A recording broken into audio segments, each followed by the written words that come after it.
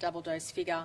And pleasingly, 12 to 15-year-olds, 44.5% of them have already had their first dose, which is just outstanding given the vaccine was only made available a few weeks ago.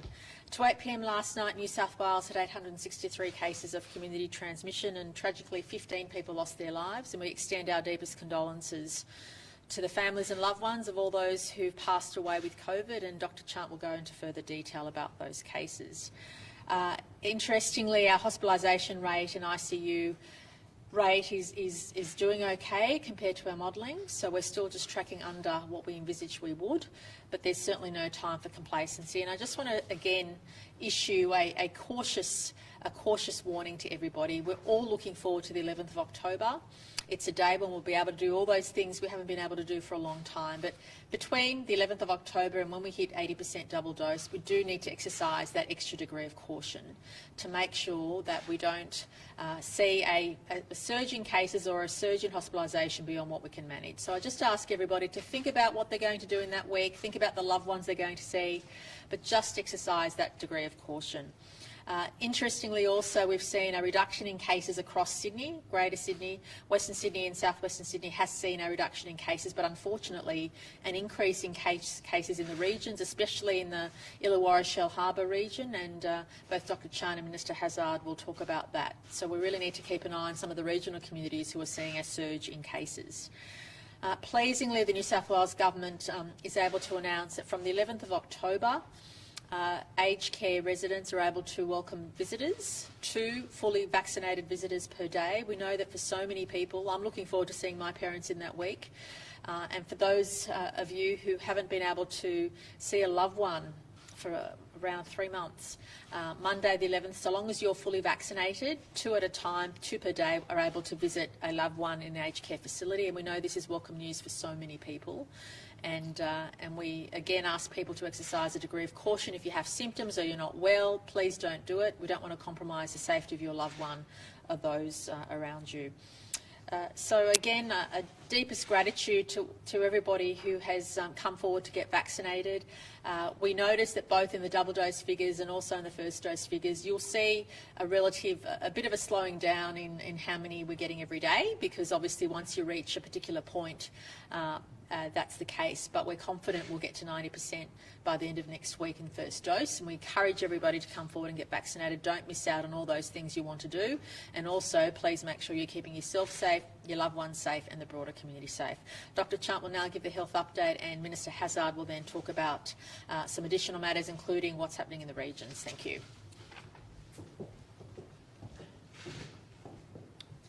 There were 863 locally acquired cases of COVID reported in the 24 hours to 8 p.m. last night, 3 overseas acquired cases, and 120,281 tests were performed.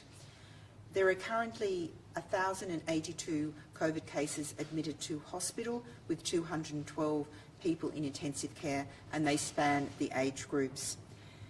In terms of the suburbs of concern, we still want to, whilst we are pleasingly seeing declines in case numbers, particularly in southwestern Sydney and Western Sydney, they're still starting from a very high point. So some of the areas of concern still remain: Greenacre, Marylands, Guildford, Yagoona, Blacktown, Minto. But we see the increase in cases in the Illawarra and Shoalhaven, particularly about that Wollongong and Shell Harbour area, and also we're concerned about Mount Druitt and Auburn. The key message is that we also are seeing some regional outbreaks, and Minister Hazzard will provide more details about the regional situation. Sadly, I have to announce the death of 15 people today, 7 women and 8 men. 2 people were in their 40s, 2 were in their 50s, 4 people were in their 60s, 3 people were in their 70s, 1 in their 80s, and 3 people were in their 90s. 1 person had received 2 doses of the COVID vaccine, 5 people had received 1 dose of the COVID vaccine, and 9 people were not vaccinated. 5 of the people were from southwestern Sydney, 3 western Sydney, 1 person was from Newcastle, 1 person was from Lake Macquarie, 1 person was from Sydney's inner west, 1 person was from southeastern Sydney, and 1 person was from Sydney's eastern suburbs, and 1 person was from Dubbo, and 1 person was from Batemans Bay. There was a gentleman in his 40s from Western Sydney who died at Nepean Hospital. He had underlying health conditions and wasn't vaccinated. And the 2 people from South Western Sydney who died acquired their infections at Liverpool Hospital, a man in his 60s and a woman in her 90s. And 2 people died at home. There was a lady in her 70s from Bateman's Bay who died at home, had received 2 doses of the COVID vaccine, but had only just received the 2nd dose shortly before her death, and she was diagnosed after her death. And then there was a gentleman in his 40s from Lake Macquarie who had underlying health conditions. In terms of sewage detections, New South Wales Health's sewage detection program has indicated positive test results from Dearton in the far west. Now, there is a possible source of someone who's resolved the infection, but as you know, you can shed for a period of time. But we are still wanting that community to be on high alert and get tested. South Grafton in the Northern Rivers region, we have no known cases, so we do want the community testing rates to increase there. Jindabyne did trigger in the sewage, and we have identified a case overnight in Jindabyne, but again, please be very alert in that community and come forward for testing. And Maruya on the far south coast, to date we have not had a known case. I would like to urge everyone to get vaccinated at this time. So if you are still unvaccinated, please, there is increasing supplies of Moderna at pharmacies, and the GPs have strong supplies of Pfizer. So anyone over 12 years of age, regardless of your age, please go forward immediately, book in an appointment and get vaccinated.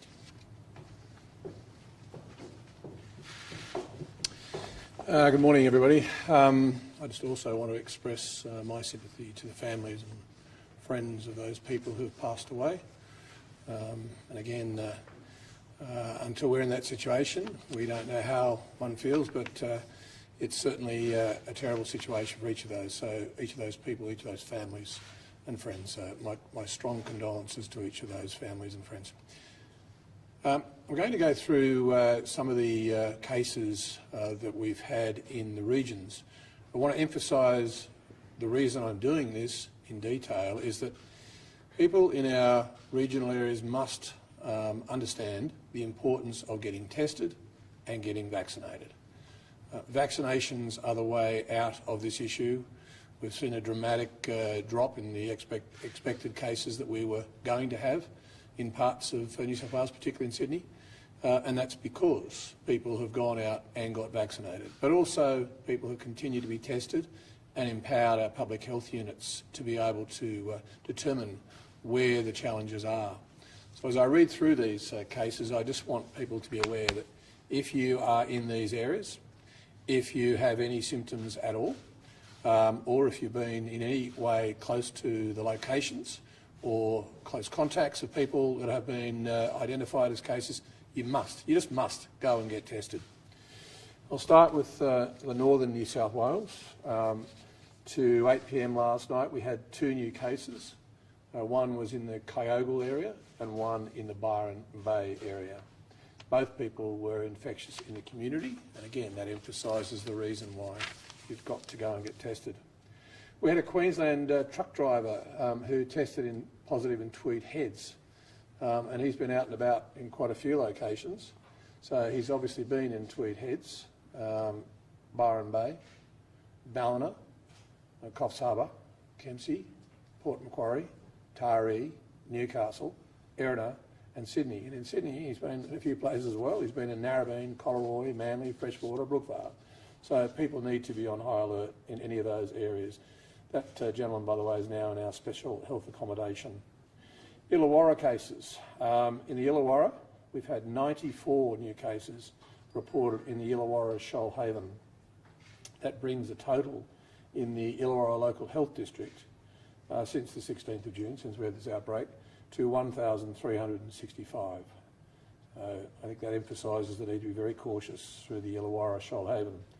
There are 66 cases from the Wollongong local government area, 16 cases from the Shell Harbour local government area, 9 cases from the Shoalhaven local government area, and 3 from the Kiama local government area.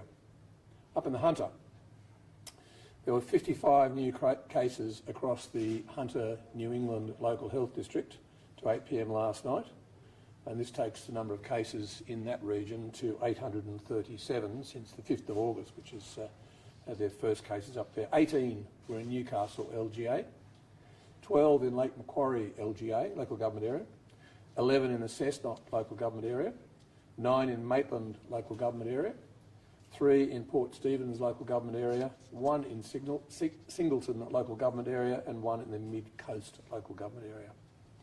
Now turn to the Central Coast. There were 23 new cases reported on the Central Coast to 8 p.m. last night, and that brings the total in that particular local health district to 677 since this outbreak. In the western part of New South Wales, across the Western New South Wales Local Health District, there were 24 new cases to 8 p.m. last night. This brings the total numbers in that local health district to 1,240. The ones that made up the 24 were Wellington had 16 cases, Cowra had 5, Oberon had 2, and Walgett had 1. Down in the southern New South Wales Local Health District, we had 18 new COVID cases to 8 p.m. last night. And again, that brings the total to 150 since the start of this current outbreak. Of those cases, of the 18, 2 new cases are in Goulburn, 9 are in Queanbeyan, 1 is in Googong, 1 is in Jindabyne, 1 is in Cooma, 1 is in Narooma, 1 is in Dalmini, and 2 are in Batemans Bay. The Snowy Monero local government area, we've had 2 more cases reported in that area, 1 in Jindabyne and 1 in Cooma. The Jindabyne case works in a local hospitality venue, and he's been actually active in the community. So again, people need to understand the need to be getting tested for any symptoms, or if you've been anywhere near this particular person or any of the venues that have been highlighted down there, and also, of course, get vaccinated. The Murrumbidgee Local Health District, we had 2 cases reported overnight, and they're currently in the Wagga Wagga Base Hospital. Far West, in the Far Western region of New South Wales, we had 5 new cases last night in the Far West. They're all in Broken Hill. Again, I just want to emphasise the importance in that area of also getting tested and getting vaccinated. And finally, on the mid-north coast, we had 3 cases reported in the Kempsey area overnight. Those numbers will be included because it was after 8 p.m, so they'll be in tomorrow's numbers. 1 case is a healthcare worker and has been in health accommodation in Port Macquarie while infectious. So obviously we're looking at those issues. Again, can I just emphasise, get tested and get vaccinated. Vaccination is the way out of this current issue in New South Wales, and being vaccinated is the single most important step you can take to protecting yourself, your family and your community. And please, please, please, get advice from a doctor. Don't get advice from social media. There are an awful lot of very strange people on social media doing very strange messaging, and it isn't designed to keep you either healthy or alive. Thank you. Premier, given the Health Minister has confirmed yesterday that businesses won't be obliged to or fined if they don't check who's in their premises, and given the fact that police have said they won't be policing for unvaxxed either, is it fair to say that Freedom Day for the unvaccinated isn't December 1 but October 11 like the rest of us? No one's watching them. Not at all. Please be assured that, in fact, these discussions are ongoing in government. But as was the case before Delta, there is a very obvious onus on the individual to make sure they do the right thing. There are fines of $1,000 every time you do the wrong thing. Businesses, there are fines from $5,000 all the way up to $11,000 and closure for a period of time if businesses flagrantly disregard the COVID safety plans, and that might mean not even having displayed a QR code or not having done the basics. Let there be no mistaking that we expect everybody to do the right thing, and in the main, New South Wales has been outstanding at that. It's only a handful of people that choose to disregard the law. And given by the time that we open up, even at 70% double dose, we'll have around at least 9 out of 10 over 16-year-olds with at least a jab, I'm very confident that the system will work well without giving any burden, putting any burden on businesses. And my message to businesses is this: we put out our 3-stage roadmap to give everybody certainty, but also to reassure you that our expectations are pretty much what they were pre-Delta, and everybody coped really well. The New South Wales government has provided a lot of support through Service New South Wales, whether it's directly interacting with the business or providing opportunities on how to get QR codes and all those things. And nothing changes except for the fact that there'll be an extra onus on the individual to demonstrate they're vaccinated. And obviously for a very large venue with hundreds of people in there, we would expect a staff member to be checking that as people come in. But for very small premises, that expectation is less. And I just want to stress to everybody, we've worked together before in the last nearly 2 years now, and I'm confident that'll continue to be the case. Will businesses face fines, Premier? Will businesses be fined if they let in unvaccinated customers? Because yesterday Minister Hazzard said they wouldn't be.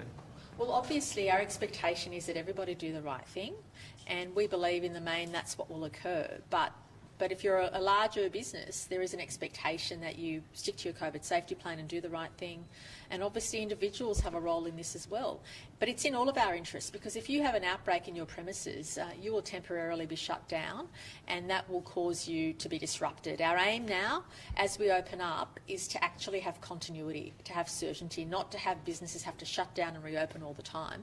And that will be prevented when everybody does the right thing. And I know in terms of reputation, even though you might not want to do anything wrong, certainly having an outbreak on your premises is not good for business. So we think there's incentives there for individuals and businesses to do the right thing, and I'm confident that business, individuals, community and government will continue to work together as we open up. I'm very excited by what the next couple of months brings New South Wales. It's also the most challenging time for us to open up and maintain the case numbers or the hospitalisations so that we're not overwhelmed. It will always be the challenge. It's always this fine balance between freedoms and business being allowed to do what they do, but also making sure our hospital system isn't overwhelmed. And I can assure you that our regulators, our police and business leaders are working together to make sure that we get through this period as best we can. The police have said that they won't be checking individuals inside businesses, and you've only got 200 compliance officers in liquor and gaming, so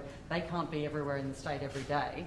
How is that going to work? That we're just not going to check unvaccinated people? Well, not at all. We had provisions in place prior to Delta, and it's no different from individuals checking in with their QR codes, making sure that they're doing the right thing, but also that businesses aren't flagrantly disregarding their COVID safety plans. What's worked very well is that our compliance officers have done spot checks on businesses. In most instances, businesses, for example, satisfied 8 out of 10 COVID safety plans and then were supported in getting them completely done. So this is about working together to make sure that businesses and individuals support one another. All of us, the good news is that we're all in this to succeed. We all want to succeed. We all want to do well. We all want to have as little disruption as possible. And I'm confident that this will happen. And sure, people can talk about the exceptions and what may or may not occur. Let's see what happens once we open up on the 11th, because I have inherent faith that it's in the interest of businesses, individuals, community and government for all of us to do the right thing. This sort of situation in Byron Bay, they've obviously just come out of lockdown. Does this new case send it back into lockdown? And are the 7-day snap lockdowns in the regions enough if it's going to be open, close, open, close? Well, a couple of things there. Firstly, we always rely on the health advice as to whether a region goes into lockdown. Secondly, all those situations kind of extinguish on the 11th of October. So then it becomes really about vaccinated people and non-vaccinated people. So from the 11th of October, the stay-at-home orders are lifted across the state.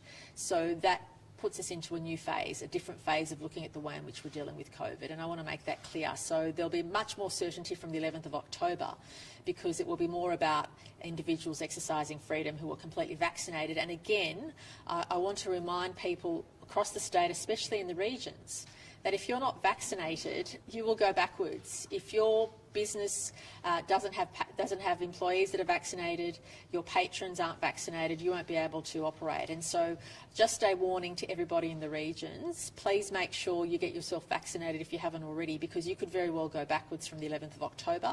We've been very clear about this point, and I just stress to everybody there is still time to get in your first shot and then your second shot, because ultimately we don't want to see seeding anywhere, including in the regions, and that's why only the fully vaccinated will be able to participate in business activity and obviously hospitality at that time.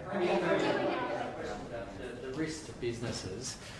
Will a business have to shut down if a case tests positive inside the venue from October 11? Well, we're obviously going through those details. As I explained a couple of days ago in the Doherty report, there's clear guidelines about what tracking, tracing, isolation and quarantine looks like.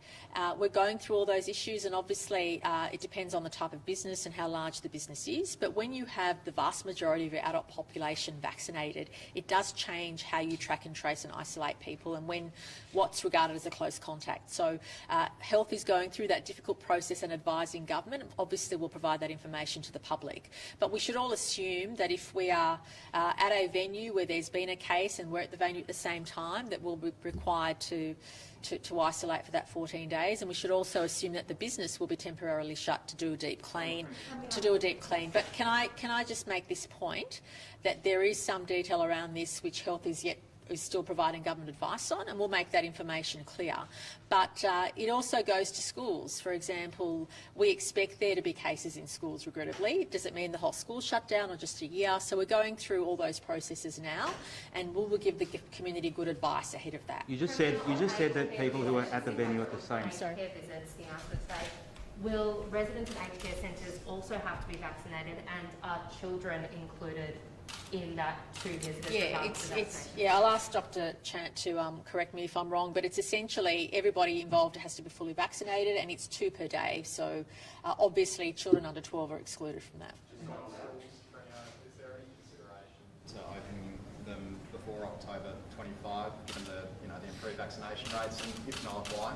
No, we've been looking at the schools for a couple of weeks now in terms of the opening date, and our aim is always to provide certainty, but I will foreshadow that we've been reviewing on a daily basis what potential there is to get kids to school earlier. So I don't want to say too much until we've landed on a position. Parents should assume it's the 25th of October, and if there's better news than that, we'll certainly convey it. But I do want to stress that we are carefully considering the options we have to get kids to school earlier if we can. Because on that, Premier... And that's important here, because obviously October 11, a lot of parents going back to work, opening up those businesses, the hairdressers, whatever, what are they going to do with their kids? No, exactly, and that's why we're looking at those issues. It's fair to say that we didn't expect to have hit 70% double dose on the 11th of October. So we are considering what that does for the school system. But as you appreciate, our school system in New South Wales is huge.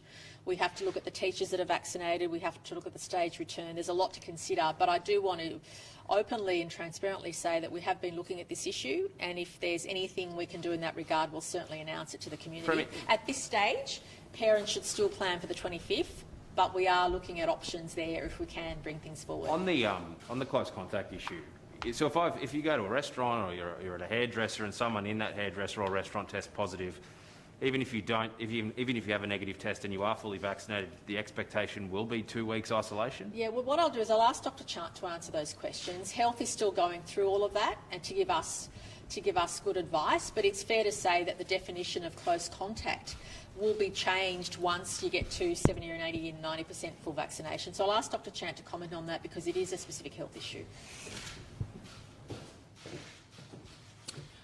So we are formulating our advice to government on that, but I can talk in general terms about some of the concepts that we're grappling with.